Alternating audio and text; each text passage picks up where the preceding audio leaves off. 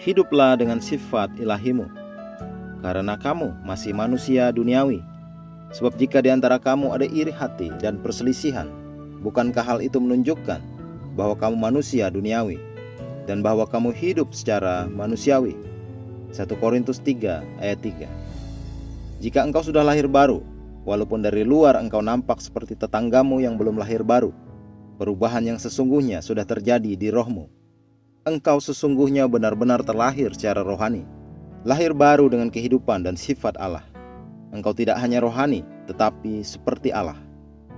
Namun karena banyak orang tidak mengetahui hal ini, mereka terus berkata, "Kita adalah manusia biasa." Tidak, kita bukan manusia biasa. Manusia biasa adalah dirimu sebelum kelahiran kembali. Manusia dirimu sudah mati dan yang baru datang dari Tuhan.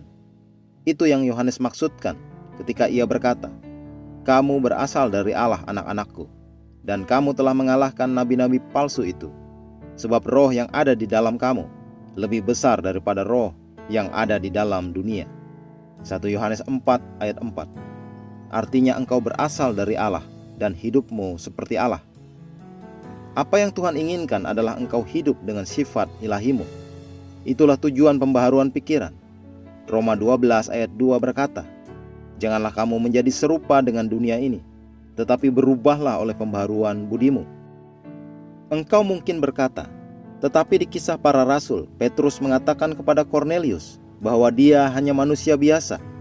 Engkau juga mungkin merujuk pada peristiwa di mana orang-orang di kota Likaonia hampir menyembah Paulus karena tanda dan mujizat yang telah dia lakukan.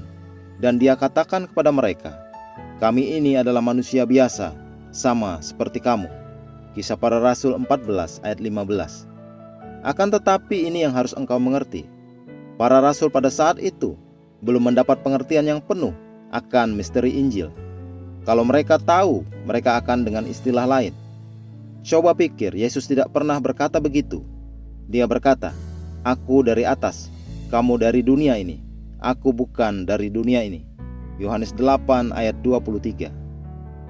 Ketika Paulus menyadari melalui pewahyuan roh bahwa ia adalah kebenaran Allah di dalam Kristus Yesus, ia pun menyampaikannya dengan cara berbeda.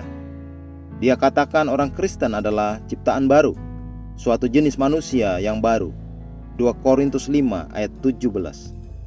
Dan Petrus orang yang sama telah naik ke tingkat yang lebih tinggi, dan dalam surat-suratnya dia menyebut orang Kristen sebagai bagian dari kodrat ilahi, menjadi satu roh dengannya. Mazmur 82 ayat 6 berkata, "Aku sendiri telah berfirman, kamu adalah Allah dan anak-anak yang maha tinggi, kamu sekalian."